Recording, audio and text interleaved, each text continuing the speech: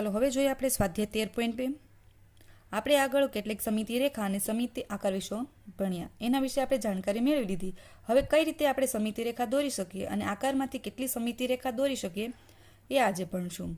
તો પ્રશ્ન એક આપેલો છે કે નીચેના દરેક આકાર માટે સમિતિ રેખાઓની સંખ્યા શોધો. તો અહીં નીચે કેટલાક આકારો આપેલા છે, તો આકારોમાં આપણે સમિતિ રેખા દોરવાની છે. તો પહેલો આકાર છે, તો એમાં આપણે સમિતિ રેખા દોરીએ તો પહેલાં હું આ એક ભાગ દોરીશ, એટલે કે જો બે ભાગ સરખા થશે તો એક સમિતિ રેખા થશે. એવી જ રીતે આ બીજું દોરીશ તો બીજી સમિતિ રેખા, અહીંયાથી આ ત્રીજી દોરીશ તો પણ સરખા ભાગ થશે, અને અહીંયાથી આ હું ચોથી દોરીશ તો પણ સરખા ભાગ થશે. તો સમિતિ રેખાની સંખ્યા કેટલી થશે? 1 2 3 4. તો ચોરસમાં સમિતિ રેખાની સંખ્યા થશે 4. ચાલો એવી જ રીતે આ વારાફરતી આ બધા જ આકારોમાં સમિતિ રેખા દોરીએ. ચાલો અહીં આપેલું છે કે અહીં આપેલા આકારમાં 4 સમિતિની રેખાઓ છે. આ L1 L2 L3 અને L4. આ ચોરસ છે, એની કેટલી સમિતિ રેખા થઈ? 4. એવી જ રીતે બીજો આકાર છે એ પણ, તો એમાં પણ સમિતિ રેખાની સંખ્યા થશે આ 1 2 3 4. આ બાજુની ગણવાની નથી, આ તો કઈ છે? આખી આ 1, આખું આ 2, આ 3 અને 4. તો આ આકારમાં પણ સમિતિ રેખા કેટલી થશે? 4. એવી જ રીતે અહીં આપેલું છે, તો આમાં સમિતિ રેખા કેટલી થશે? આ 1, આ 2, આ 3 અને 4. તો પણ આમાં પણ સમિતિ રેખાની સંખ્યા કેટલી થાય છે? 4. એવી જ રીતે અહીં બીજો એક આકાર આપેલો છે, તો એમાં સમિતિ રેખા કેટલી આવે છે? માત્ર એક જ. તમે એક સમિતિ રેખા દોરો છો તો જ સરખા ભાગ કરી શકાય છે, બીજી આપણે ક્યાંય પણ સમિતિ રેખા દોરી શકાતી નથી. હવે આપેલું છે ઈ, તો અહીં આપેલો ષટકોણ છે. ષટકોણની 6 બાજુ હોય તો આપણે 6 સમિતિ રેખા દોરી શકીએ છીએ. જો અહીંયાથી શરૂઆત કરીએ, અહીં L1 L2, અહીંયા L3, આ L4, આ L5 અને L6.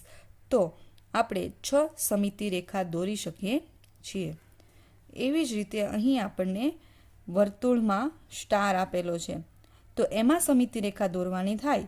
તો એમાં પણ સમિતિ રેખા આપણે અહીંયાથી શરૂઆત કરીએ તો આ 1, આ 2, પછી અહીં 3, આ 4, 5 અને 6. તો આમાં પણ આપણે 6 સમિતિ રેખા દોરી શકીએ છીએ. વિદ્યાર્થી મિત્રો, તમને સૌથી વધારે અંદાજ ક્યારે આવશે? કે જ્યારે તમે આ આકૃતિ નોટબુકમાં દોરશો અને સમિતિ રેખા જાતે દોરશો ત્યારે તમને વધુ સારો અંદાજ આવશે. હવે અહીં છે G અને H. હવે આ બંને આકાર કેવા છે કે જે સમમિત આકાર નથી, કે તમે આના સરખા ભાગ પાડી શકતા નથી. તમે આનો કોઈ પણ રીતે ભાગ પાડો, સરખો ભાગ પડશે નહીં. આના પણ તમે સરખા ભાગ પાડી શકતા નથી, તો આ બંનેમાં સમિતિ રેખા આવશે નહીં. તો હવે આપણે આ આકાર વિશે જોઈએ.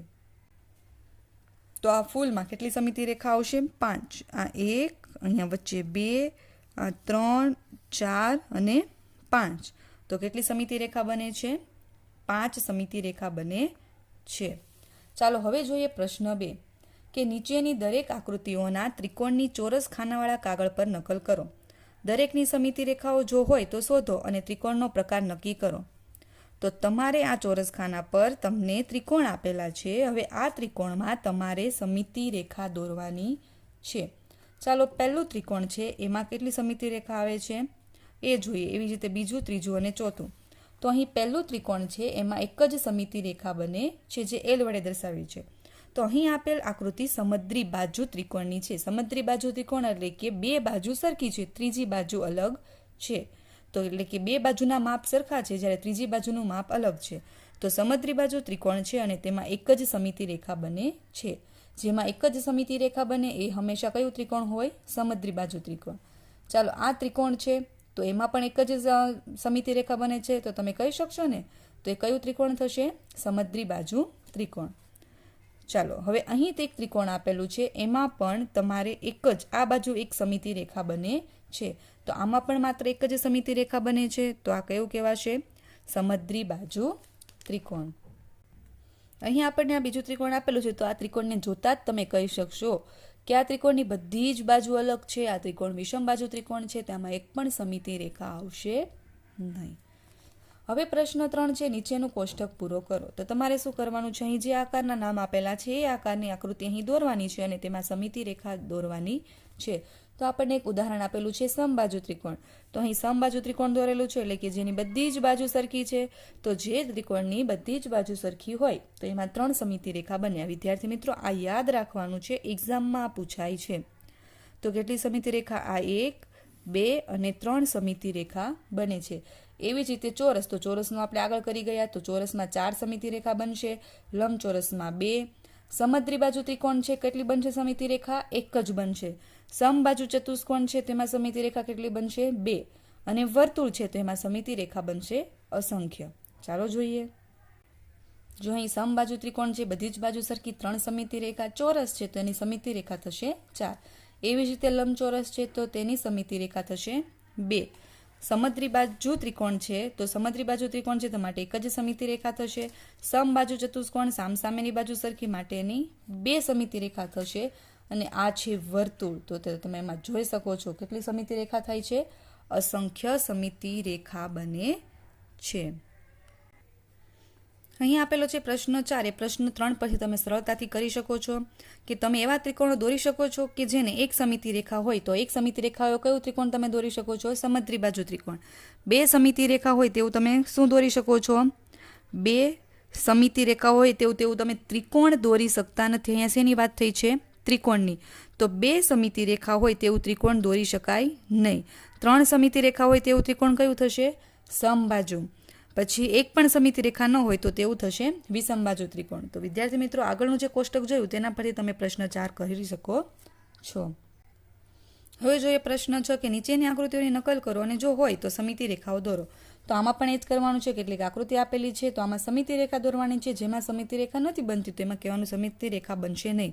તો પહેલી આકૃતિ છે તો આમાં બધી જ બાજુ અલગ છે તો સમિતિ રેખા બનશે નહીં. તો આમાં નહીં બને, આમાં બનશે, આમાં પણ બનશે. પછી આકૃતિ છે તો એમાં પણ બનશે, આમાં નહીં બને અને આમાં પણ સમિતિ રેખા બનશે. તો તમારે શું કરવાનું છે વિદ્યાર્થી મિત્રો? નોટબુકમાં આમાં સમિતિ રેખા દોરવાની છે. વિવિધ આકારો છે, આગળ જોઈ ગયા છે. એવી જ રીતે આમાં સમિતિ રેખા તમે દોરી શકો છો. હવે એ પ્રશ્ન 7 આપેલો છે કે અંગ્રેજી મૂળાક્ષર A થી Z લો અને તેમાંના એવા અક્ષરોની યાદી બનાવો કે જેમાં સમિતિ રેખા ઊભી હોય, સમિતિ રેખા આડી હોય અને સમિતિ રેખા ન હોય. તો આપણે એવા મૂળાક્ષર જોઈએ કે જેને સમિતિ રેખા, એટલે કે તમે ઊભા ભાગ પાડો છો તો બંને બાજુના ભાગ સરખા થાય. તો પહેલાં આપણે એ જોઈએ કે સમિતિ રેખા ઊભી હોય તેવા કયા કયા મૂળાક્ષર છે. તો એને તમે ઊભા ભાગ પાડો તો સરખા ભાગ પાડી શકો. એચના પણ તમે સરખા 2 ભાગ પાડી શકો. આઈના પણ પાડી શકો. MOTU, VWX અને Y આ એવા મૂળાક્ષર છે કે જેને તમે 2 ભાગ પાડો છો, એટલે કે 2 ઊભા ભાગ પાડો છો તો તેને સરખા ઊભા ભાગ પાડી શકો છો. એટલે કે તમે ઊભી સમિતિ રેખા દોરી શકો છો. હવે બીજું છે કે સમિતિ રેખા આડી હોય તેવા.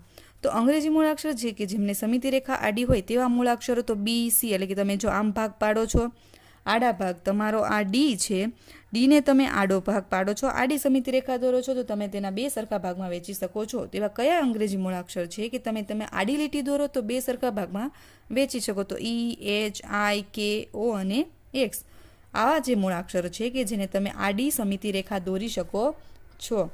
એવી જ રીતે જે C અંગ્રેજી મૂળાક્ષરો કે જેની સમિતિની એક પણ રેખા ન હોય તેવા કેવા છે? F, G, J, L, N, P, Q, R, S અને Z આ એવા અંગ્રેજી મૂળાક્ષરો છે કે જેને તમે ઊભી કે આડી એક પણ સમિતિ રેખા દોરી શકતા નથી.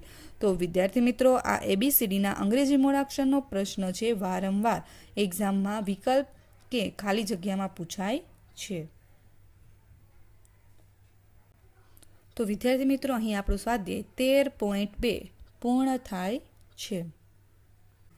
હવે આપણે જોઈએ સ્વાધ્યાય 13.3. એમાં પહેલો પ્રશ્ન આપેલો છે કે નીચેના દરેક આકાર માટે સમિતિ રેખાઓ શોધો અને તમારા જવાબની ચકાસણી કેવી રીતે કરી શકશો. તો આપણે જેવું સ્વાધ્યાય 13.2માં કર્યું કે વિવિધ આકૃતિ આપેલી છે તેની સમિતિ રેખા દોરવાની છે. તો અહીં વિવિધ આકારો આપેલા છે તો તેની સમિતિ રેખા જોઈએ. તો અહીં પહેલો આકાર સ્ટાર આપેલો છે તો એમાં કેટલી સમિતિ રેખા દોરી શકાય? L1, L2, L3 અને L4. તો એમાં 1, 2, 3 અને 4 સમિતિ રેખા દોરી શકાય છે. એવી જ રીતે અહીં બીજો આકાર આપેલો છે તો આ આકારમાં આપણે એક જ સમિતિ રેખા દોરી શકીએ છીએ. આ બધું જ આપણે આગળના સ્વાધ્યાય 13.2માં શીખી ગયા છીએ. અહીં આપણે ત્રીજી આકૃતિ આપેલી છે કે તો તેમાં સમિતિ રેખા કેવી બનશે? આ 1 અને 2 સમિતિ રેખા બનાવી શકીએ છીએ. એના પછી આપેલી આકૃતિમાં આપણે આડી અને ઊભી એવી રીતે 2 સમિતિ રેખા બનાવી શકીએ છીએ.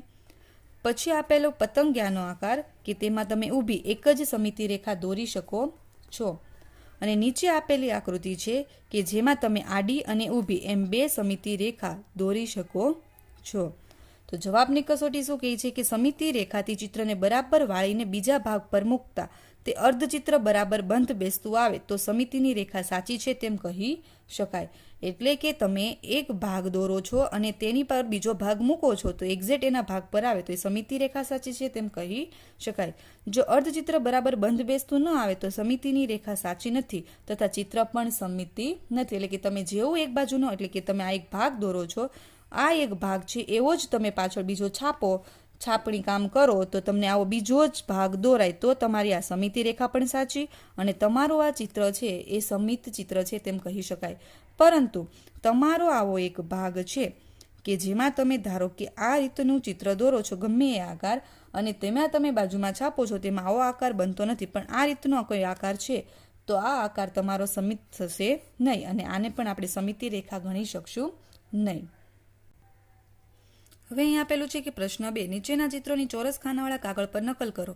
દર્શાવેલી બંને તૂટક રેખાઓ સમિતિ રેખા બને તે રીતે પૂર્ણ કરો. જેમ આપણે આગળ ભણી ગયા છીએ એ જ રીતે કે તમને અહીં આકૃતિ આપેલી છે, આ આકૃતિને આમાં પૂર્ણ કરવાની છે. તો પહેલાં તો જો આ 4 તમને સમિતિ રેખા આપી દીધી છે, આ 1 અને 2 સમિતિ રેખા અને એક બાજુનો ભાગ આપેલો છે. તો હું આ ભાગને પૂર્ણ કરું તો એક બાજુનો બીજો બાજુનો આ થશે, ત્રીજી બાજુનો આ થશે, ચોથી બાજુનો આ થશે. તો આ રીતની આકૃતિ બને. એવી જ રીતે તમારે કોપી કરતું જવાનું છે. આ બાજુનો જેવો ભાગ છે એવો આવો ભાગ આ તમારે આ 3 ખાનામાં બનાવવાનો છે. તો નીચે જોઈએ કઈ કઈ પ્રકારની આકૃતિ બને છે. તો પહેલી આકૃતિ બની ગઈ, બીજી આકૃતિ આ પ્રકારની બનશે. હવે ત્રીજી આકૃતિ છે કે તેમાં તમને આ રીતે આપેલું છે. તો આવો જ ભાગ તમારે અહીંયા પાછો દોરવાનો છે. તો આ રીતે તમે ભાગ દોરશો તો તમને આ રીતની આકૃતિ બનતી જોઈ શકો છો. એમાં પણ સમિતિ રેખા 1 અને 2 છે. એવી જ રીતે તમે આ 3 આકૃતિ તમે દોરી શકો છો. તમારે આ 3 આકૃતિમાં એક એક ભાગ આપેલા છે. એવી જ રીતે તમારે આ બીજા ખાલી 3 ભાગ પૂર્ણ કરવાના છે. તો વારાફરતી દોરશો તો તમારા આ રીતના ભાગ તમને દેખાશે. તો આ રીતના તમે ભાગ દોરી શકો છો. હવે અહીં પ્રશ્ન 3 આપેલો છે કે બાજુની દરેક આકૃતિમાં એક અંગ્રેજી મૂળાક્ષર એક ઊભી તૂટક રેખા સાથે દોરેલો છે. આ રેખાને સમિત એનું પ્રતિબિંબ મેળવો. કયા અક્ષરનું પ્રતિબિંબ મૂળ અક્ષર જેવું જ રહેશે અને કયાનું નથી રહેતું, શા માટે? તો અહીં તમારે અંગ્રેજી મૂળાક્ષર લેવાના છે અને આ અંગ્રેજી મૂળાક્ષરને તમે અરીસા સામે રાખો છો તો કયો અંગ્રેજી મૂળાક્ષર જેવો છે એવો જ દેખાશે અને કયો અંગ્રેજી મૂળાક્ષર ઉલટો દેખાશે એ જોવાનું છે. તો ચાલો આપણે જોઈએ. તો અહીં આપેલો છે એ, તો એની સામે તમે અરીસો મૂકો છો તો તેનું પ્રતિબિંબ એ જેવું જ દેખાશે. પણ જો તમે બીનું પ્રતિબિંબ જોવો છો અરીસા સામે તો એ બી કેવો થઈ જાય છે? ઉલટાઈ જાય છે. ચાલો આવા કેટલાક પ્રતિબિંબ જોઈએ, મૂળાક્ષરના જોઈએ. તો અહીં આપેલું છે ઓ, તો ઓની સામે હું અરીસો મૂકીશ તો એના જેવો જ દેખાશે. ઈ છે એની સામે અરીસો મૂકીશ તો એ ઉલટાઈ જશે. તો તમારે આ અક્ષર અરીસા સામે જોવાના છે. તમારે નોટબુકમાં પહેલાં એક અંક લખવાનો એટલે કે એક તમે મૂળાક્ષર લખશો અને તેની સામે તમે અરીસો એટલે કે તમારી પાસે જો નાનો અરીસો હોય કાચ એ તમે મૂકશો તો તમને તેનું પ્રતિબિંબ દેખાશે. એમ છે તો એમની અરીસા સામે મૂકો તો એના જેવો જ દેખાશે. એન ઉલટાઈ જશે. એન કેવો થઈ જશે? ઉલટો થઈ જશે. પી છે તો એમાંથી ક્યુ બની જશે. એચ છે તો એમાં કોઈ જ ફરક પડશે નહીં. એલ બદલાઈ જશે, ટી સરખો જ રહેશે, એસ બદલાઈ જશે, વી સરખો જ રહેશે અને એક્સ એ સરખો જ રહેશે. તો અહીં પ્રતિબિંબો જોવા જણાય છે કે અક્ષર એ, ઓ, એમ, એચ, ટી અને વી અને એક્સના પ્રતિબિંબ મૂળ અક્ષર જેવા જ જોવા મળે છે. આ બધા જ અક્ષરો સમિત અક્ષરો છે. એટલે કે તમે આ અક્ષરોને તમે અરીસા સામે રાખો છો તો એ અક્ષરો અરીસા સામે તેના જેવા જ દેખાય છે. માટે એ અક્ષરોને આપણે સમિત અક્ષરો કહી શકીએ છીએ. જ્યારે આ ઈ, એન, પી, એલ, એસ જે આ અંગ્રેજી મૂળાક્ષર છે કે જેને તમે અરીસા સામે મૂકો છો તો તેના જેવા એટલે કે મૂળ અક્ષર જેવા દેખાતા નથી. તો માટે આને આપણે સમિત અક્ષરો કહી શકતા નથી. તો વિદ્યાર્થી મિત્રો અહીં આપણે સ્વાધ્યાય 13.3 પૂર્ણ થાય છે. સાથે સાથે આપણું 13મું ચેપ્ટર પણ પૂર્ણ થાય છે. તો આપણે આ પ્રકરણમાં આપણે કેટલીક સમિતિ રેખા વિશે ભણ્યા. સમિતિ રેખા એટલે કે સિમ્પલ ભાષામાં કહીએ તો જે રેખા આકૃતિના બે સરખા ભાગ કરે તેને કહેવાશે સમિતિ રેખા, અને જે આકૃતિ બધી જ બાજુથી સરખી હોય તેને શું કહેવાશે? સમમિતિ આકૃતિ. તો આપણે આ ચેપ્ટરમાં સમિતિ રેખા અને સમમિત આકૃતિ વિશે ભણ્યા. કેટલાક મૂળાક્ષરો, સમિત અક્ષરો અને અસમિત અક્ષરો વિશે પણ ભણ્યા. તો અહીં આપણું આ 13મું ચેપ્ટર પૂર્ણ થાય છે.